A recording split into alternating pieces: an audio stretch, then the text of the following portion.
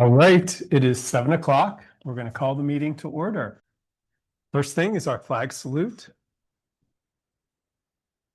I pledge allegiance to the flag of the United States of America and to the republic for which it stands, one nation, under God, indivisible, with liberty and justice for all. They use that stuff again. Okay. At least. Yeah. Okay. Yeah. All right. Roll call. Thank you. Mhm. Okay. Normally you announce it, so that's, Oh, okay. yeah. Roll call. That's fine. Mhm. Ms. Bollenbacher. Here. Ms. Campatello is absent. Mr. Hof. Here. Mr. Marks is not here yet. Mr. Oliverio. Here. Ms. Pokalnik. Here. Mr. Wozniak. You're unmuted. Should be able to hear you.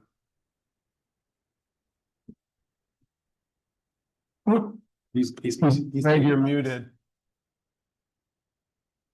All right, I'm here. Great. Gotcha. Thank you. Mayor Perry is absent. Solicitor Corbel. I'm here. Engineer is not here this evening. They will be at the next meeting. Director Tedesco. Here. Chief Ford is not here, and I am, so we have a quorum. Great. All right, we have the consent agenda on the OneDrive. We have the council meeting minutes from July 23rd and also the bill list from August 13th. Looking for a motion to approve the August 13th, 2026 consent agenda pending bill list approval by the Borough President, Manager, and Treasurer. So moved. Ms. Bollenbacher. Second. Ms. Pokalnik. Any questions or comments? Hearing none, all in favor? Aye. Opposed? Aye. So motion passes. All right. Public comments on agenda items. At this time, citizens may address the Crafton Borough Council on any issue appearing on today's agenda. Only residents and taxpayers of the Borough of Crafton will be permitted to address the council. Comments on non-agenda items will be taken at the end of tonight's meeting. Speakers will be permitted to speak for a maximum of 3 minutes. Groups of people will be required to designate a spokesperson to represent them before the council, who may speak for a maximum of 5 minutes. Council has the option to respond or not at the end of the address. The solicitor is our assigned timekeeper. Please state your name and physical address for the record. No names. All right. Anybody online, please raise your hand. Okay. All right, President's report. Again, the construction projects, as we all know, we have construction projects happening all around the borough, asking for everybody's patience with detours, signage, road construction happening, divots in the road, all of those things. So the projects are still going to go on probably through the fall, and then we'll see the light at the tunnel. We're coming down the home stretch now. Mayor's report. Mayor isn't here. Solicitor's report. No public report. Okay. Manager's report. All right, great. Thank you. First thing, I want to update everybody on library repairs. The library has been closed since Saturday. There's been water issues. We've done extensive work in narrowing down what the problem is. It turns out there were there's actually 3 water issues, one of which is minor, and we will address it later. But the 2 bigger issues, one, the AC unit had a clogged line and was leaking onto the floor and caused much of the water that we found in the library, but also the sewer line, which we've been having issues with for a while, has been scoped, and now we're working with Roto-Rooter to have that partially replaced, which means the library will remain closed for at least the early part of next week. Hopefully we can get it done by the midweek, but there's no guarantees at this point, depending on what we find when we tear up the floor. So we will already have spent about 20 grand at that point, but this is a long-term fix. This is something that would have happened eventually. And so now we're addressing it at this time. But we apologize for the delays. They are allowing people to come in and pick up books. or at least they were today. So we'll keep notifying people. Yeah, I think it's today and Thursday. Yes, today, and I'm gonna check their Facebook. They did another post because I had a book I needed to pick up, so I know that. So yeah, check. Okay, great, thank you. Yeah, and it's going to be a moving target based on the work that's getting done, and so we'll keep everybody updated as things move forward. I've spent an inordinate amount of time with those ladies this week, and it's been great. We had a little pizza party the other day, so. But we should be moving through that hopefully soon. I also want to update one of the, I know Mike's going to talk a little bit about an update on the Linden project, but I just wanted to, the visioning project. I want to mention what Chris said, who was the facilitator for the meeting, in an email right after the next day. And he said he thought the meeting went very well. Crafton should be very proud of the way the residents came together and shared their perspective constructively and respectfully. He has attended many public meetings where that is not the case. So just wanted to mention that to everybody. The next thing on my list is the salt contract through Shaycog. Came through with an extremely high increase. If you remember last year, we had difficulty getting salt. This year. I guess early this year, yeah. Right. I guess it was last season. Yeah, last year's season. But in early this year, we were having a very hard time getting salt after that large storm. And we're not sure whether this response was retaliatory or whatnot, but several of the companies did not even bid. And the one that did, and this is actually the second time they went through, and an 81% increase is probably a $30,000 or $40,000 increase for us. And we have very limited roads compared to larger communities. So it's going to hit larger communities much harder. We are working, though, to find alternatives. We are seeking to get on the state's contract, which there is an opportunity to purchase late through them. I don't have details on whether we're going to be able to do that or not. So I will update everybody as that comes down the pike. Hopefully we are, because that's a pretty significant chunk of money. And we do need a fair amount of salt because we are only at 300 tons and we can hold up to 700. And typically we'll use 600 to 700 in a typical season. So, and more updates when we have them. Next thing is the 2027 budget schedule. We have been meeting now with the department heads this week and next, and we'll have, when we get to the finance meeting on August 18th next week, we will be updating and provide a rough draft of the budget and the possible decisions that will be out there. It'll be fine-tuned over the first month or so. And then the council meeting, though, we'll see a rough draft and a budget preview of the decisions and the overall budget in the actual meeting on August 27th. So at the next meeting, at the next council meeting on Thursday, August 27th, we will have that. And then in September, we'll start the budget workshops after the preview sessions.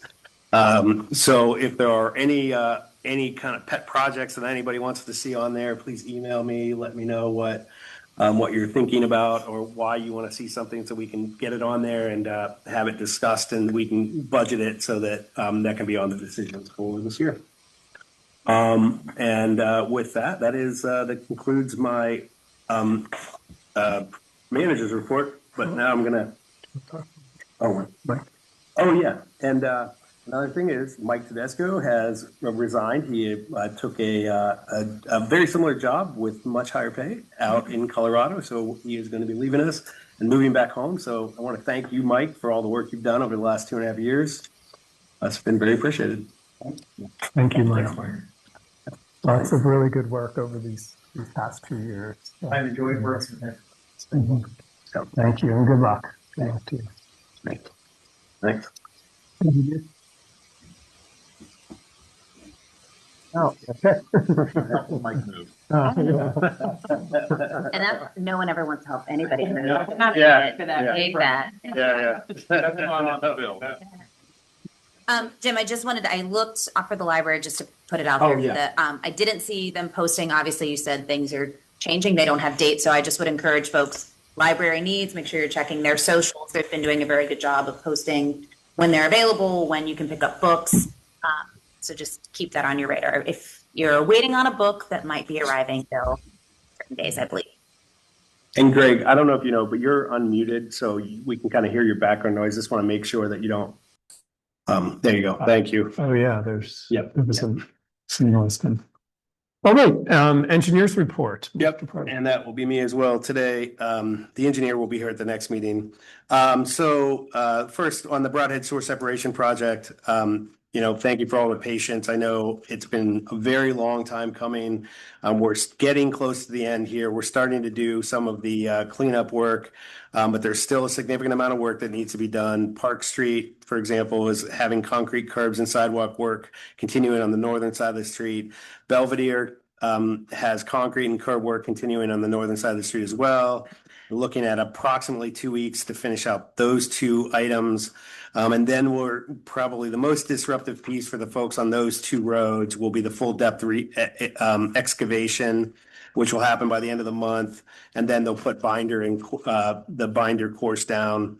And then paving will follow as really the final step for the whole project, aside from a punch list items like the checklist items that they have at the very end.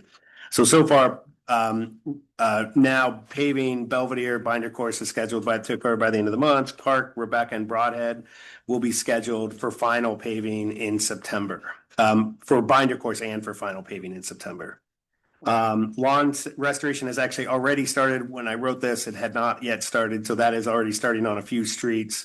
And then punch list items, we have several items from lots of residents that have had minor issues here and there that we're working to catch up on and get back with. And we still are expecting the completion in October. It might come a little sooner, but we're not too much sooner. So we're not sure how it's going to wrap up yet. But thank you all for your patience. And then on a related project, the Perrine Street Sewer Separation Project, we are finally able to move forward with that. Eminent domain has been approved by the court. The estimated cost of the property is $1,800. That could increase on appeal, but the project documents have been prepared, and the updated estimate is $475,496.25. Alcosan Grow Grant covers $280,000 of that specifically, plus whatever is remaining from the other two grants, the other two Broadhead grants, the Federal Community Project Funding Grant that we received through DeLuzio's office, or was that Connor's? No, I'm sorry. That was actually when Connor Lamb was still in office. And then the PA H2O grant. So if there are monies left over, which I do anticipate there being, so it'll cover some more of that cost. So if there's no questions, I'd like to make a motion to approve going out to bid with the Perrine Street Sewer Separation Project at an estimated cost of $475,496.25. So moved. Ms. Polkownik, Second. Mr. Ho. Any questions or discussion? Any ballpark idea how much those other two grants may cover? Not really, because it's a moving target depending on how much Alcosan's calculations. The other two grants are flat grants. We got $2.3 million for the H2O grant, and we've got $911,000 for the CPF grant. The problem is Alcosan's grant is based on performance. So it's really hard to understand how much is going to be left over and how much will actually be available. So, Greg, did you have something? Yeah, I wanted to say that going into this, if we could really look at the contract really closely and just make sure that the contractor knows that Bar Avenue and Bar Avenue Clearview has just got done being re-bricked. So no heavy trucks associated Perrine Street should be going down those brand new renewed areas of those streets. They can be used in Rush Way or Hall Street, and if not, smaller trucks. But I think during the construction on-site meeting, that all that should be very, very clear, so that Gateway knows and Gateway inspectors know, and we know that the contractor should be doing some due diligence on not destroying anything else while they're doing this work. So if I don't know who's going to be, I guess Gateway will be conducting the pre-bid inspection or pre-bid meetings. So just so that we don't want another mishap on something that's been really that we put a lot of money into. So. Yep, we'll make sure that gets discussed at the pre-bid and pre-con meetings. Okay, thank you. Thanks. So Jim, because it's been so long for this project. Yes. I think people might have forgotten what is and how does this fit into the whole 5 projects? Sure. So this is the end of, did that really die? I checked it. No. Oh, that's okay. Okay. I battery checked those before. Wow, that's good. I bought a battery checker specifically for that.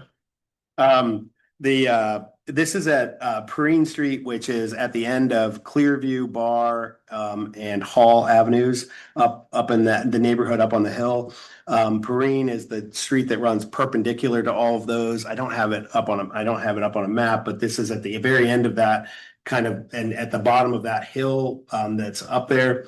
And this is going to be redirecting and catching stormwater from a good portion of that neighborhood and drawing it down the hill into Bell's Run. And so it'll go across a city property essentially, and then be directed into Bell's Run. And so this was applied for grants with Broadhead the entire time, but we were not able to get this eminent domain moving. We tried to work with the landowner first, and then we took it through the court process. So it's just taken some additional time to get this moving. And this additional grant money would be lost if we did not do this project for Perrine. Right. And as you probably have all remembered, we've had several residents who come and ask us to make sure we do this because they've had flooding issues in the past, and this should add capacity to that neighborhood. And this will also reduce our overall, it's called from the sewer separation. Yeah, the overall flow that we send in the Chartiers Creek. The overall goal of all these separation projects is to essentially clean the creeks and make it so that there's not as much sewage going directly into the creeks. That is a combined system. Anytime it rains, the sewer system can get overwhelmed, and that water then goes directly into the creeks, which is not good for anyone, not healthy, and which is why the EPA about 20 years ago now has set a consent decree that we have to clean up those waterways. And this is a part of Crafton doing that. Once this project is done, we have essentially met our EPA consent decree requirements until the next one. So there probably will be a next one. Could come 20 years from now. No one knows. We don't know when the next one will be, but that will probably want to fully separate the borough, but that's probably nothing we have to worry about for quite some time. Okay. All right. Any other questions? All in favor? Opposed? Okay. Motion passes. I had an eye there. Thank you. Which one? He had an eye. He just was. Oh. Yeah. Great. Thank you. All right. Next on my item is just an update on the Crafton sewer separation repairs. The excavation repairs are complete, and then we even added a repair there, Orchard Street repair. That was a change order that we were able to add into these repairs for some issues we had with some sinkholes that needed to be repaired. And then the manhole to manhole lining is nearing completion, but it's not quite complete. So hopefully that'll be done in the next week or two. Littleville and Linwood Parks. The plans for the $500,000 project where we had $250,000 in grants and $250,000 match. The plans are finalized. We're waiting on CoStar quotes, and then we will be going out to bid. That's already been approved. No other updates for that yet. That wasn't the email that we got from Stacia today, was it? No. That was the other. Okay. And then next up is the People's Gas Line replacement on West Steuben. I'm sure everybody who's spent time on West Steuben has experienced delays. They are limited to working from 9 a.m. to 3 p.m. during the day, but that work will go from West Steuben Street, from Wall Street to the Thornburg Bridge. It did start on August 8th, and it should continue for about 6 to 8 weeks, depending on weather and other project or emergencies they have to deal with. And we did make a detour change today. So Duncan is now going to be one for the small portion of Duncan between Ingram and Maxwell is going to be changed to two-way during the course of this to allow traffic to enter the shopping district a little bit easier. Other than that, no updates on that. I know everybody, again, is experiencing delays. If there's any issues with that, you can call the People's Gas. That is those are the people that are doing that work. Next up, the Crafton Boulevard improvements, the LSA grant, extension was approved. We did meet with the city, and are working to discuss the findings with the school district, on what we found regarding that so that we can move that project out to bid, but no significant updates with that at this point. We're just waiting to get with the school district. Similar, on the next item, which is the Crafton Elementary Boulevard streetscaping project, which is essentially creating a dedicated bus line in front of the school. This was a $1.39 million grant. This was from Deluzio's office. And we are working with the city. This is affecting three agencies. The city is getting some of the work. The borough is getting most of the work, and then the school. Between the school district and the borough are getting most of the work. So we're working in separating out the city portion of the project for their review, so they can understand what their budget is and what they're working with on their portion. Can I jump in really fast? Yep. It's gonna be kind of a long burn on the 1.39 million grant. PennDOT is the administrator for that, and PennDOT is going out to procure for a third-party administrator for that. So we're gonna go through a couple layers of bureaucracy here, a procurement process that we can't control, all those things. So it's gonna be a little bit of time. Yep. Hmm. I don't know that there's a clock on this yet. There is a deadline to spend. It's probably 3-4 fiscal years out. Yeah. I can't remember off the top. Yeah, I thought it was 2030 maybe, if I did see one, but yeah. Our Yeah. time is probably limited to the summer. I would imagine it would be very difficult to do something right there. Yeah, it would be ideal for the schools, for the schools to do it in the summer. And it might not be something that happens in 27. It might be something, depending on how that procurement process works, it might be something that ends up happening in 28. We thought we were gonna be able to get it done, but Yeah. Yep, it's looking a little more difficult than that. 2026 road paving and brick plan priority. The Brick Street repair project, which involves priority areas including brick streets, curbs, infrastructure, and concrete headers. That work is complete. However, there is a change order for the Cornell repair. There is a divot that was a significant divot in front of Belvedere and Cornell.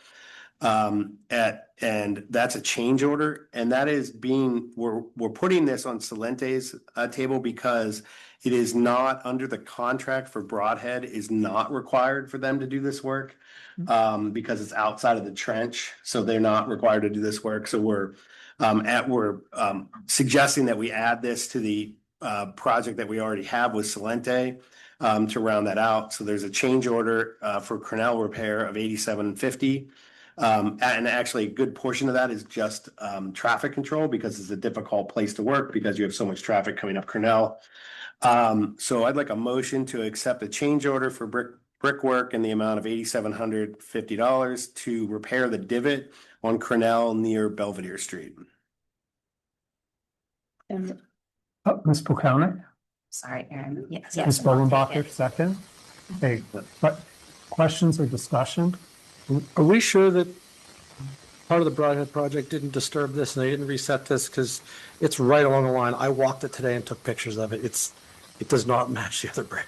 Yeah, we took it to, we have been going back and forth with them for a while, and we took it to them, and essentially, Gateway has told us that there's no way they're gonna be able to defend that this is it, that it's their fault. It was already, if you look at the early pictures, it was already there. It maybe was exacerbated a little bit by the work, but not enough that they should have to pay for the work, is essentially what the conclusion I got. I did not review the video and that information myself. There's additional, in addition to the divot, there's a section not even 6 feet from it where it looks like the brick is actually broken out right along there. It's almost like a weird, like, I don't know what to call it, but it's, I don't think that was an area they did touch, but that area is broken out as well. So I don't know if would the repair be inclusive of that as well? I don't know. I can get clarification on that. we can push this to the next meeting and I can get some clarification of this. I mean, I can send you the pictures Yeah, that I snapped of it while I walked it. So yep. A couple residents have approached me about this divot and the other. The two areas. Yeah, there's two.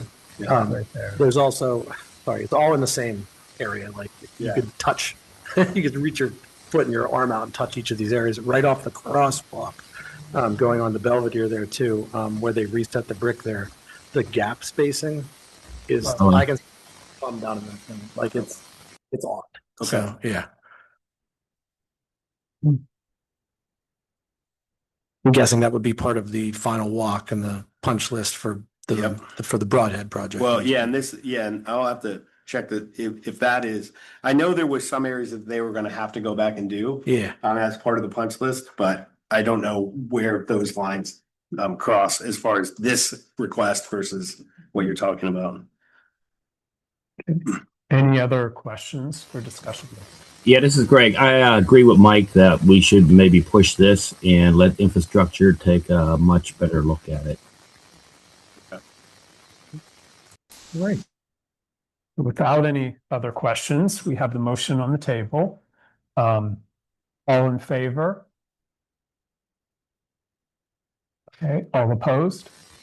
Aye. No, yeah.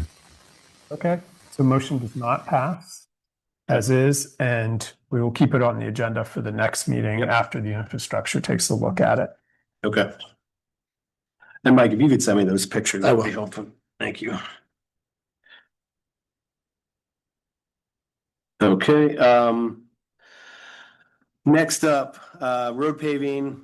Bids were received on Monday and Gateway has provided an award recommendation letter indicating that Alex Paris Contracting is the lowest responsible bidder. The original Gateway estimate of the base and alternate combined was $149,655. The base bid came in as a low bid at $129,231 and 25 cents, and that's for Fountain Street or a portion of it, and Linwood Park Alley behind Linwood Park. That was the main bid, and then the alternate was to do Marge's Alley, which is perpendicular to Linwood Park Alley, and that low bid came in at $21,723 and 75 cents. So Alex Contracting, the base and the alternative bid total is a little over $1,000 more than the original Gateway estimate of $149. It's $159.55 and 0 cents. So with that, I'd like a motion to approve the paving contract and the alternate bid to the lowest responsive and responsible bidder, Alex Paris Contracting, in the amount of $150,955 and 0 cents. So moved. Mr. Hove? Second. Okay, Ms. Bulkownik, No. any questions? No. Nope. Oh, Ms. sorry, I looked there. Ms. Bollenbacher, any questions or discussion? Yes, for me, so if we look at this is 150. And I remember we were very close, that matched our budget for the year with the road paving and the brick. Yep.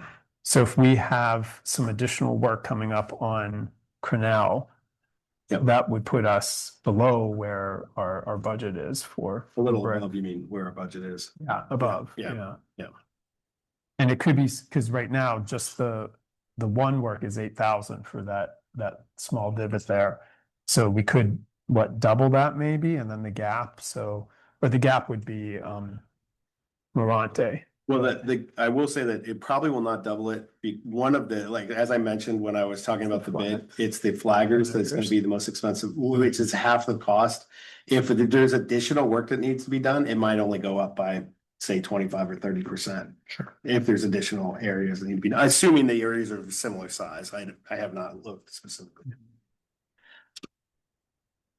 So it's something to consider. I guess there is the option of the alternate bid, which was 21,000. That was the other two. We know those roads are in bad shape. All three are in bad shape, but those first two are in pretty bad shape. And we did the alternate to see if it got up to the budget. So, the Marge's Alley one is the one that's close to Linwood Park. Is that correct? It's the Marge's Alley Linwood Alley is the one that behind, that's the one that's very bad Marge's Alley is very bad too. I mean, it is definitely in need of repaving. But it is perpendicular. So if you go past Linwood Park all the way to the end of Linwood Alley, it runs right into Marge's Alley. Yep. Any other thoughts or questions? Have we had residents input in that area as well? Yeah, that's actually why it was added. We received several complaints when they found out we were doing Linwood Alley or the Park Alley and not that alley, which is why we got calls requesting that we do that.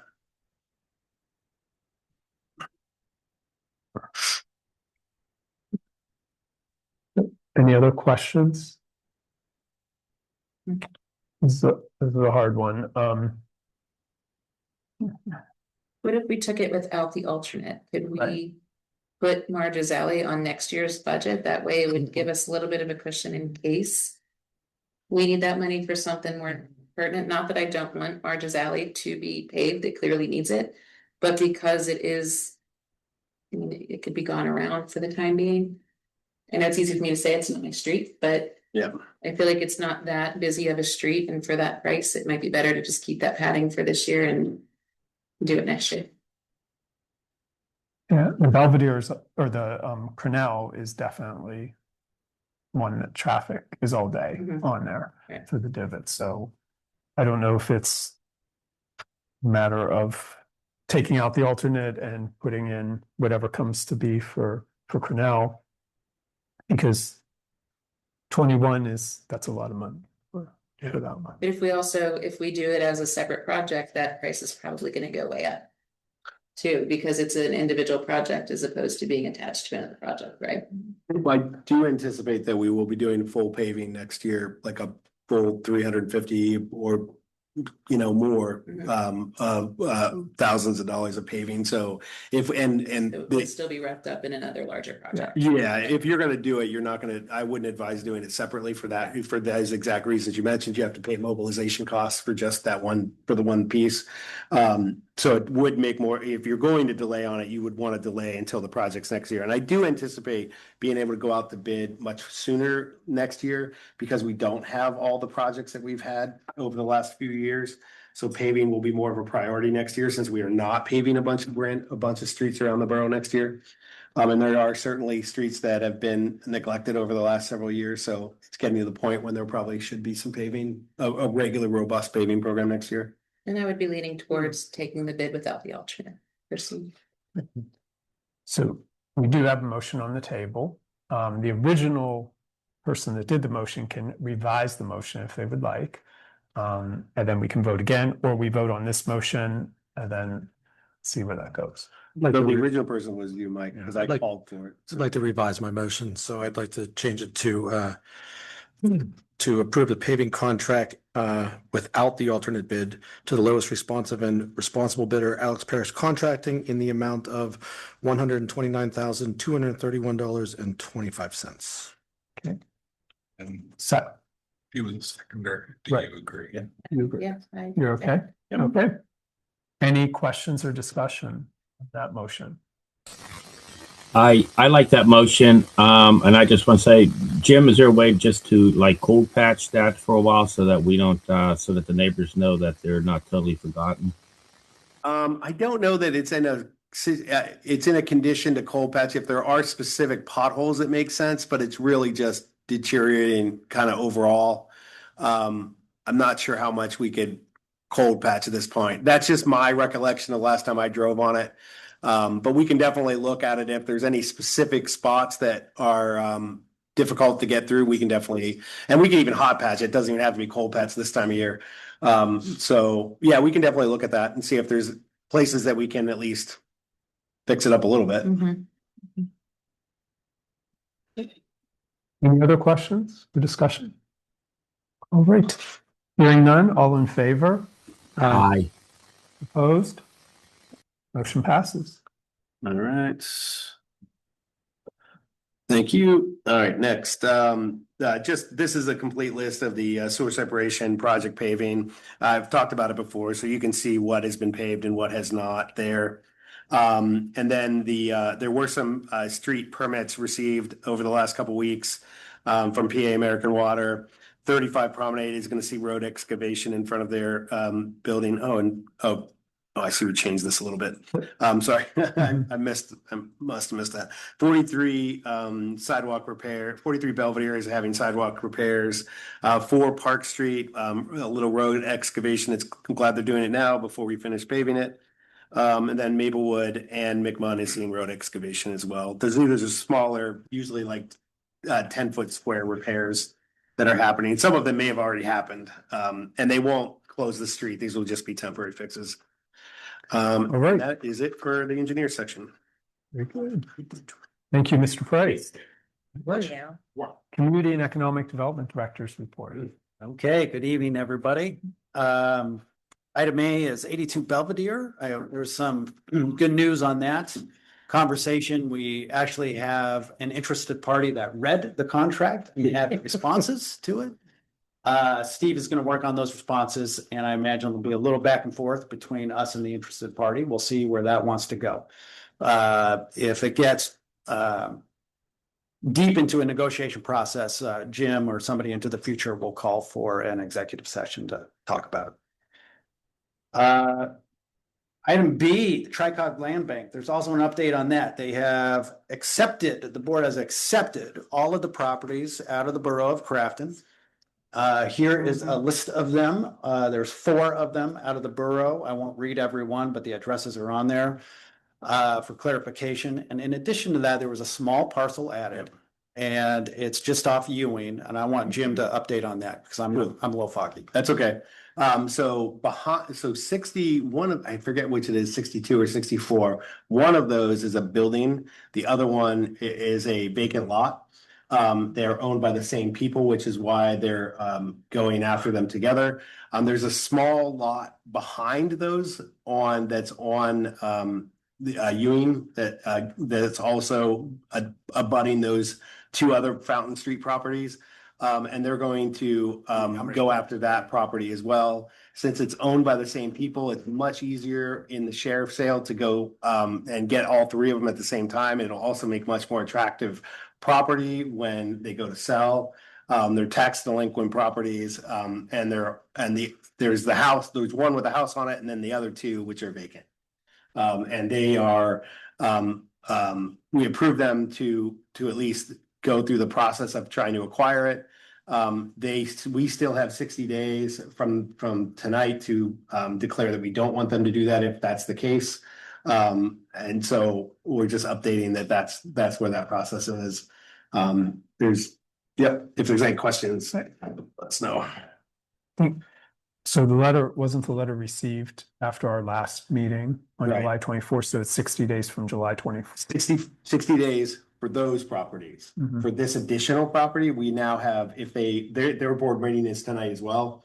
If they accept attempting to take that property tonight, we have 60 days to from tonight to say we don't want them to do it if we find that is not a favorable solution.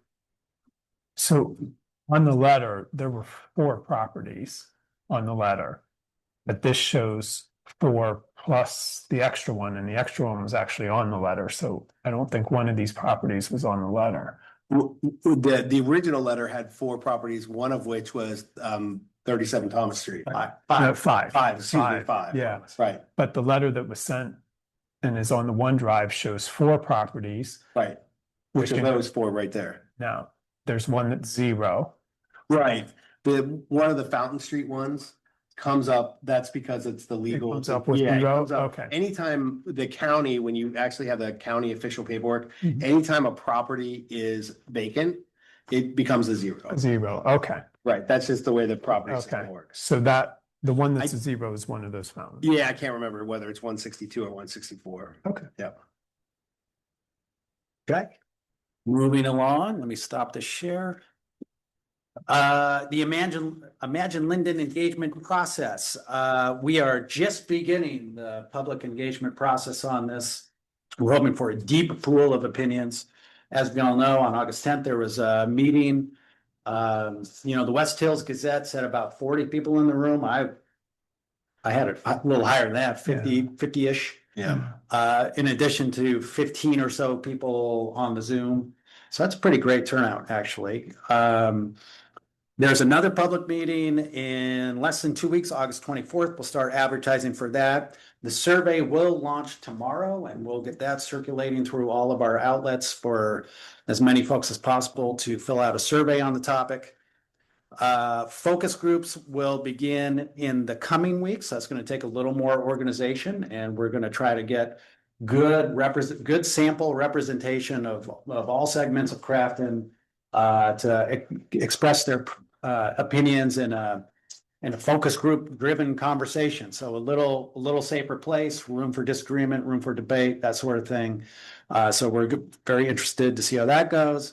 And then there will also be individual interviews conducted by the consultant in OHM to get perspective from individual leaders, one-on-one, open conversation, and get everybody's perspectives, and then open houses into the future. So the process has just begun. And like I said, our goal is to get a broad spectrum of opinions on this and see where consensus emerges around the vision. And that concludes my final report. Right. Thank you. All right, our standing committees report. First, Finance Administration Sustainability, Mr.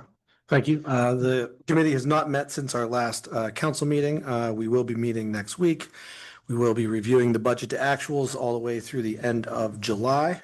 So I'll have a better financial report to provide at the next meeting, at the next council meeting, sorry. But also just an update on the Public Works Collective Bargaining Agreement, meeting with the union at the end of August to clarify retirement package changes. So that's been the main thing that we believe is kind of holding up the process here, as we have to have some discussion about that with them. So, and that is the end of my report, unless there's any questions. Thanks. All right, thank you, Mr. Hof. Infrastructure and land use, without Ms. Comptello here, Mr. Price, take over. Yep. So the first thing on the list is the 2026 Gaming Economic Development Tourism Fund grant. The deadline to apply for that grant is tomorrow, August 14th.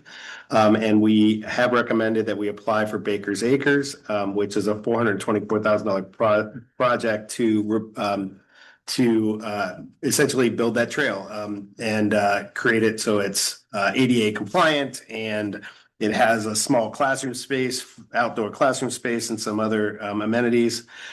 So with that, I'd like a motion to approve resolution 2026-12 to apply for the GTTF funds through the Shar West COG and the Redevelopment Authority of Allegheny County for a $424,000 project to build the Baker's Acres Trail. Ms. Bowenbacher, Second. Mr. Hof.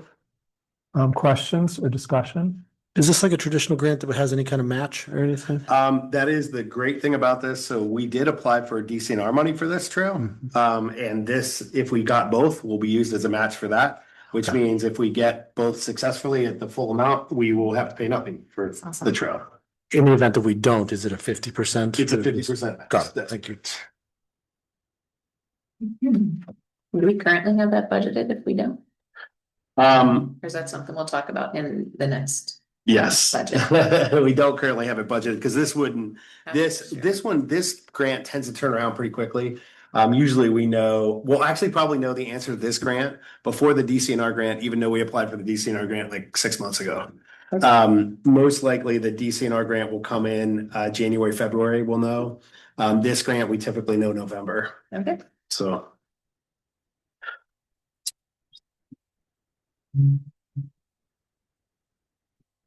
Any other questions? Okay. All in favor? Aye. Opposed? Aye.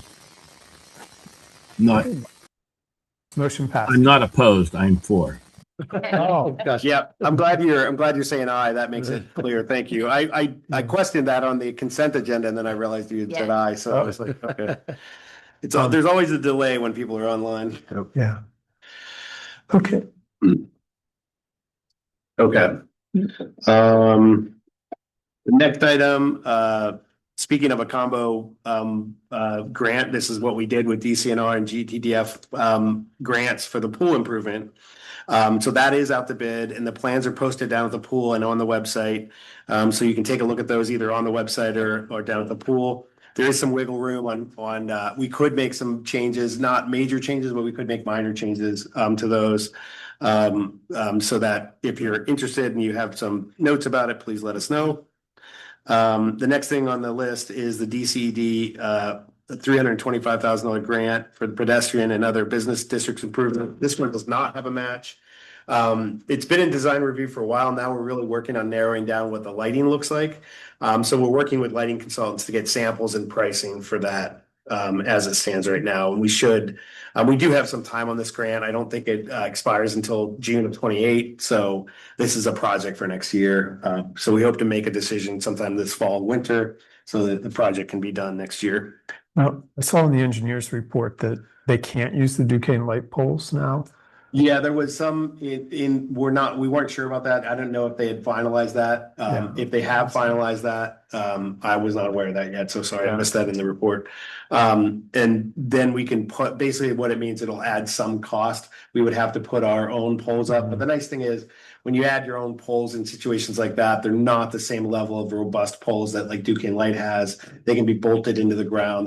It's a lot more of a simple application, but it will change probably a little bit of the design based on cost.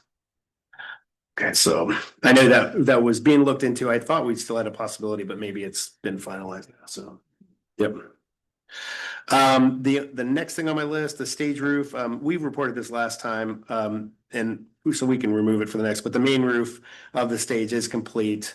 And we're looking at doing the backstage in 2027. So the rest of the stage area, because there are water issues with those areas as well. Had we budgeted for the entire? We did. We made the decision kind of last minute to move forward with just the one. If we would have done both, it would have gone over the bidding threshold. So it would have been much more expensive just to process the bids. So we decided to kind of, and we were getting late in the season. We didn't have it. We wouldn't have had time if we would have gone out to bid. We wouldn't have had time to get the performing arts, season protected. So we figured that was more important than making sure that the whole thing was done this year.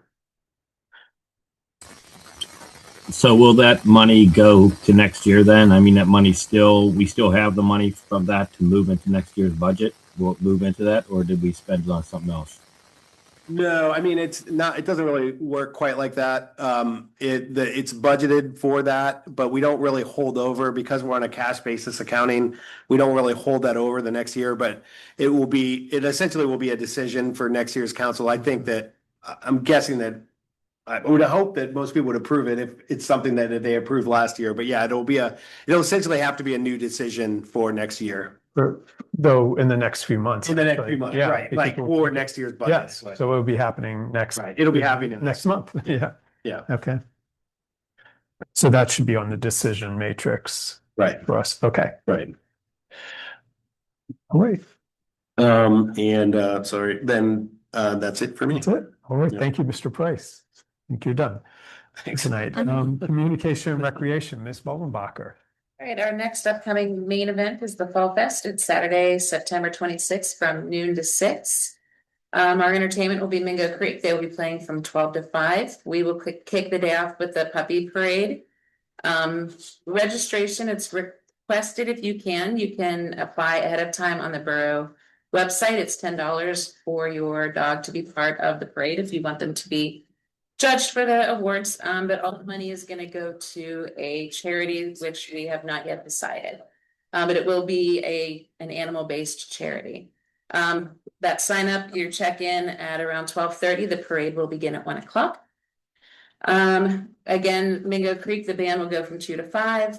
As of right now, we currently have, in terms of food, drink, and craft vendors, we have 35 vendors signed up, with more coming in all the time. So it looks like it's gonna shape up to be a pretty good turnout for that.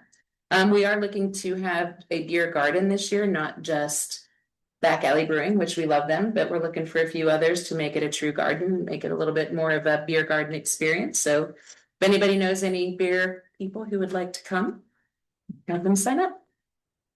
Some of the fun that we're gonna have there includes axe throwing, an inflatable obstacle course. We're gonna have pony and horse rides. We are going to, I believe we're in the process of getting a bouncy house as well. There'll be kids crafts and there'll be other things happening. So some things I haven't mentioned, so come check it out. So there's pony and There horse. will be pony and horse rides. Yes, there will. Interesting. Thank you to Yeah. Babs Callan and Gateway for their lovely donations this year. Sure. That's helping us get our You have fall horse? fest to be bigger and better. Get the- So come ride a horse. Yeah. Another event that's not on the calendar that we would like to get on there is our free sale. We had one last year, so we're gonna try to make it an annual thing. It's kind of an oxymoron because it's not really a sale, everything is free. So that's gonna happen November 14th at the community center. We are gonna have a draw, it's gonna be Saturday, November 14th from 9 AM to 1 PM. You can drop off items starting at 8 AM and then the shopping itself starts at 9. We may have a Friday evening drop off as well. We haven't confirmed that yet, but if we do, we will let you know. You can go to the rec board page for more information. In upcoming weeks, I will give you a list of items that we will accept and a list of items that we won't. This is not a garbage drop off. This is for those items that people actually want. Anything that doesn't get traded though will be donated to local charities. So if it's in good shape and you think someone else would like it, bring it and take a look. Maybe there's something you would like to take in return. Other upcoming events are 21 and over Halloween mini golf will be Saturday, October 17th from 7 PM to 10 PM. Tickets will be $10 a piece. It's BYOB, but we will have food trucks on site and some other additional entertainment. So more to come with that. That is an over 21 event though. So leave the kiddos at home that night. Also coming up is we're actually changing the name from Celebration of Lights. We're still kicking around new ideas because it's no longer going to be centered around the park. The park is still going to be decorated. It's still going to be lit up, but we're not going to have the whole 3, 2, 1 light everything up at once. We're actually going to center it. We're trying to center it more around the circle. So we want to get businesses involved. We want to get, some other events involved. So again, this is still kind of in progress. So as it gets closer, I will give you more details. Feels like it's a long time away, but it's really not. So What's the name gonna be? we don't know yet. Oh, We're it's still we have unknown. a couple in Okay. mind, but we haven't Mhm. settled on one yet. So when we come with an answer, I will have that for you. And then, of course, our holiday house tour is scheduled for Sunday, December 6th. We are still looking for homes. If we don't have homes, we don't have a tour. We do have a couple confirmed, but not enough to make it a really, spectacular kind of tour. So we are asking anybody who has a beautiful house. I know a lot of you have them. Show it off. You don't have to show off the whole house. It can be just a couple rooms on the floor, on the bottom floor. It doesn't have to be a huge house. We're looking for all kinds of homes. So if you're interested, or if you know someone who might be interested, let us know. You can call us. You can go to the website. If you have any questions, just ask me. I am happy to answer any questions. Anybody from the rec board can answer any questions that you have. But we are trying to get homes before the end of September. If we don't get enough homes by the end of September, we're going to have to make the decision on whether or not we still want to have the tour. So bring me some houses, people. I would really. Unless anyone has any questions on those, I'm going to move on to our ongoing events. Mini golf is having a pretty good season this year. We've got some busy weekends. It's still going on every Friday and Saturday. It'll continue through the end of August, and maybe I think a little further if the weather is nice. I think it'll make it to the end of September. It's only $2 a round. It's every Friday and Saturday from 7 PM to 9 PM. And Pam, correct me if I'm wrong. I believe there was an email sent from the ice cream shop on the corner. If you take your receipt from mini golf to the ice cream shop on the corner, you get a discount. Yeah. So golf and ice cream. I think you get, again, I can verify if I look, but I think if you spend $5 at the Dairy Delight, and you have your ticket from playing, you get a free ice cream cone. There you I go. think that's what. What's not to love? What's that? $7 for a date. That's pretty darn. $2 mini $2 golf and potentially a free mini cone. There you go. So there you go. So everybody go play some mini golf. Yoga in the park is actually doing really well as well. The crowds are getting bigger and bigger. I think they're averaging 25 to 30 people a week. That is continuing every Saturday through September. So come do some yoga with us. But as always, we could use volunteers for our events. So even if you have an hour of time, if you're planning on going to Fall Fest, if you want to give us an hour before you partake in the beer garden, we would love that. If you have any interest in volunteering at all, just go to the website and let us know. We will contact you. We will let you know what hours and what we need help for, and you get to tell us what you want to sign up. We won't sign you up all day for the worst job on the day. Promise we won't do that. So come volunteer with us. It's actually fun, in my opinion, anyway. Our next newsletter is slated to come out in October. So in the next week or two, we'll start putting out emails asking for articles. Unless anyone has any questions, that concludes my report tonight. All right, thank you, Ms. Bollenbacher. All right, boards and commission recruiting, Ms. Polkownik. Thank you. Okay, so I'm excited because we have found someone to round out our rec board. So we have had this we had the seat available now for months. So we're excited that we had an interview with Sam Haynes. Get that right, Sam? Yes, Sam right. Haynes, thank you. I was like, I should have asked him. Yeah. So Sam's lived in the community now for couple months, 2 weeks. Love it. So we're excited. He wants to be involved in the community. So we love that. As you just heard Aaron say, we're always excited when people want to be involved. So I'm looking for a motion to appoint Sam Haynes to the Recreation Board for a term set to expire on February 28th, 2030. So Ms. Bollenbacher. Second. Hey, Mr. Ho. Any questions or discussion? I was gonna say, this isn't just adding to that, this seat has been open for a while, so. Hearing none, all in favor? Aye. Opposed? Motion passes. Congratulations, Sam. Get ready to help it Fall Fest. Okay, so that with our current open positions, just to remind that means, as I just said, we had one available on rec board. We just filled it with Sam, so thank you for that. And then we will have a seat becoming available later in September. It will become available September 30th. So again, as I say at all of these, the person who's currently in that seat has the opportunity to reapply, and an interview would be conducted, and all of those things will happen. So we have that, but that will mean rec board is a complete set, which is very exciting. And then Civil Service Commission, we've had this now for a while as well. We have a 6-year term, 2 alternate seats available. One sets to expire on February 1st, 2029, and the other is May 20th, 2032. So if you know anyone who'd like to be an alternate for the Civil Service Commission, encourage them, and anyone can look at our openings and what those boards and commissions entail at boards.gov/boards and commissions. So just go to the website. And then, upcoming after rec board and the civil service, I checked it today. I don't think we'll have any. So there you have it. Great work, Ms. Polkownik. Thank you. Yep. All right, we have our community announcements. So our next council meeting is August 27th at 7 o'clock. Our employment opportunities, we have Director of Borough Services, Building Code Officer, Community and Economic Development Director, and substitute part-time crossing guard for Crafton Elementary. You can apply online on the Crafton Borough website.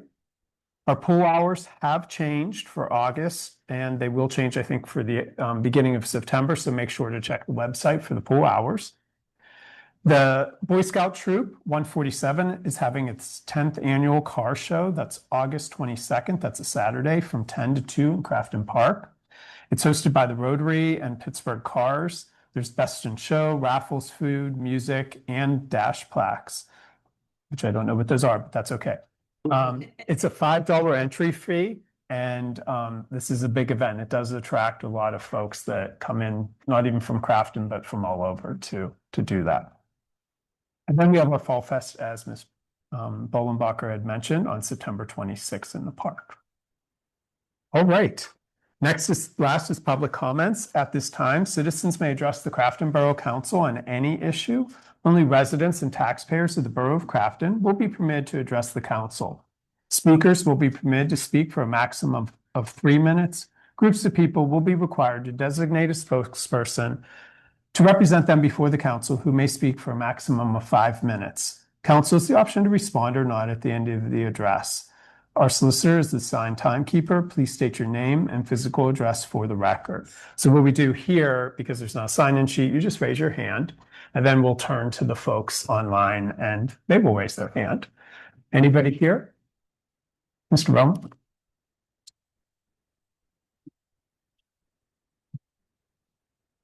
Is this on? Wait, is it on? Yeah. I can't tell. You have the mic. I heard. And this is number 13, right? Or 12? Yeah, it should do. Yeah, I thought I heard it. Oh, okay, perfect. Hi, Corey Roma, West Steuben Street. I want to discuss two things. The first one is I want to congratulate everybody who came out for the Imagining Linden project for the first day. Wonderful attendance. I was very pleased to see the amount of citizens that came out. But I did, after reflecting on it, have a couple of concerns, and I wanted to incorporate that into a request. One of the concerns was, and I say before this, everybody who came is always welcome. Community input is important. But I noticed that most of the faces that I saw are people that I see all the time coming to council meetings and planning commission and stuff, and that's great. But I didn't see a lot of new faces. And that is kind of concerning, just because like we want to hear from the people who are engaged, but I also want to hear from the people like the mom who tunes out this stuff for the most part, but it will impact her just the same as you or I. And the second thing was, I was, if not the only renter in the room. And that is also very concerning, because renters make up like nearly half of the community at large. And this is something that, affects, property values, all that stuff, like it affects us too. So the request I was going to make to the borough manager, Jim, is there a way that you can directly engage with the people the landlords of the apartments, to post posters or whatever in the apartment building? Specifically, I'm thinking about the apartments that are across from the Linden property. Those people are going to be directly impacted. I want to hear from them of what they think, in addition to the homeowners and stuff across the community who also have an equal part say. That's just something that I was thinking of. I really want to get a representative sample of the community, and that, to get that, we need to kind of work a little bit harder. So that's my first request, and really only request. And then my second part is just like a general public comment. Now, yins know me. I focus on stuff that I feel like is important to the community. I try not to worry about stuff that is like cosmetic or I think is maybe trivial. The work on Cornell Avenue, for the money that this borough has invested in that project, I am not satisfied whatsoever with the condition of the road. I have had multiple people from outside the community call me and make comments of like, oh, I like your little Picasso piece road now. And it's, for the extra money that we invest in maintaining these bricks and updating them, it just looked like a hodgepodge. Like, the road is workable, it is straight, it's all that stuff, but it visually looks worse than it started. In addition to the divots, the cracked bricks that I'm encountering, like my car goes over, they're all still loose in a lot of places. The extra money that we invest, I would have much rather seen it paved over and have it nice and smooth and not look how it is. So like, I would really like this borough to maybe not go after the contractors, but give more accountability, because we spent good money to get this road fixed. And I want to be proud of the work, like the rest of the Broadhead project, of the end results. And I think that's something, the community has mentioned it probably multiple times to you. And it's something that even I am like, we deserve better than what we got. So thank you all. Thank you, Mr. Roma. So we have the Imagine Linden. Is there something we can do relative to renters or getting the word out, posting it in buildings? Yeah, we can definitely look into putting flyers in the buildings and handing those out. We did do some of that the last time around. Capacity might be a little bit of an issue in the next couple months, but we'll do what we can to get more information out there. Canvassing as like a profession. If you need help, those buildings, I will go around. I already knocked that precinct for the primary, and I'll do it again if it helps. I genuinely volunteering my time. Yeah, we would absolutely take that help. Yeah. And then what was the next? The Cornell Avenue work. We actually talked about that earlier, before you were here. It is something that we're, working on, fixing, and we're actually pushed back a vote tonight to examine it more closely. So we'll definitely look into that and see what we can do to repair it. We've had other complaints as well. So, thank you. Yep. Great. All right. Anybody else? Anybody online, please raise your hand. None? I don't have, Oh, go ahead. I don't want to, I know everyone's like, like it's 8 o'clock. I get it. I was kicking myself for, I was at the session, the kickoff, I'm gonna call it a kickoff, the information session on Monday.